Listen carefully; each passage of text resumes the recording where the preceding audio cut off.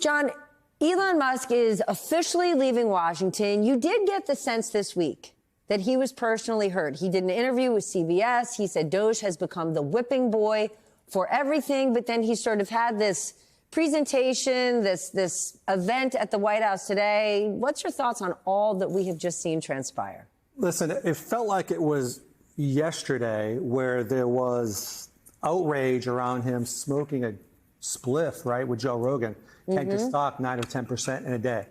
It felt like yesterday. And now, according to the New York Times, right, over the course of the campaign, he's got the ketamine, mushroom, Adderall, ecstasy cocktail. But more importantly, Steph, he's taking a chainsaw, not just to bureaucracy, to the VA, okay?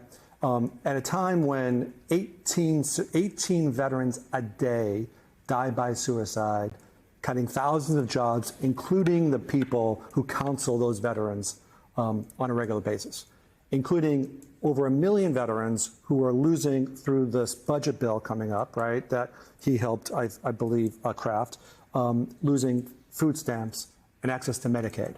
That's what we're talking about. We're talking about a betrayal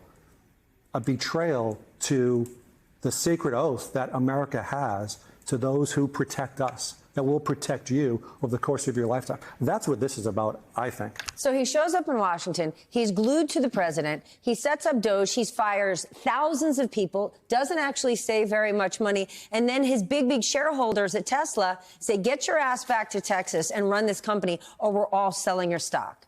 Yeah, I mean, I think maybe that's one part of this, one motivation, but I think that it's just that Doge is done. I think he got what he wanted out of it. He got all the investigations into him shut down. He now has his ear to the administration, which is leaning on foreign countries so that they'll accept his Starlink contracts, and they're skirting their own laws to make that happen. He still has a line into the president with this Katie Miller situation, but Stephen Miller's wife. Yes, Stephen Miller's wife.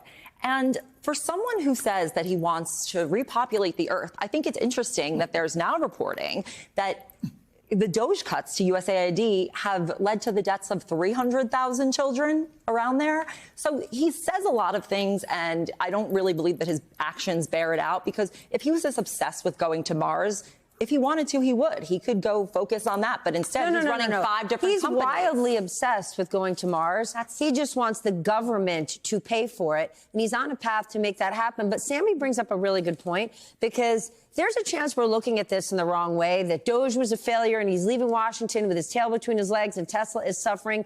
But think about all of the investigations. Think about all the fines he was potentially facing. Poof. They have disappeared in these short 3 months. And the wealth, as Sammy pointed out, the wealth of new government contracts that got pointed in his direction. I think even if it's a personal or a financial and legal victory for him, he has still taken a reputational hit. His company, his EV company, Tesla, has been blackmarked in Europe. People don't want to buy his vehicles in the United States. They're selling carbon credits now. Yeah, and you know, SpaceX just had a rocket crash this week. He's had his hands off the wheels while he's been running around with a chainsaw on a stage saying he was going to save the federal government.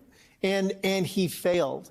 And he's put, I think, a sort of nail in the idea of that there's a universal genius, and that you could just, because you built EVs and because you built spaceships, you could come into the federal government and know better than people who actually know how federal bureaucracies should be run. He clipped a very tiny portion of the federal budget away, and it largely fell on the backs of workers in federal agencies. He's done nothing to make government more efficient.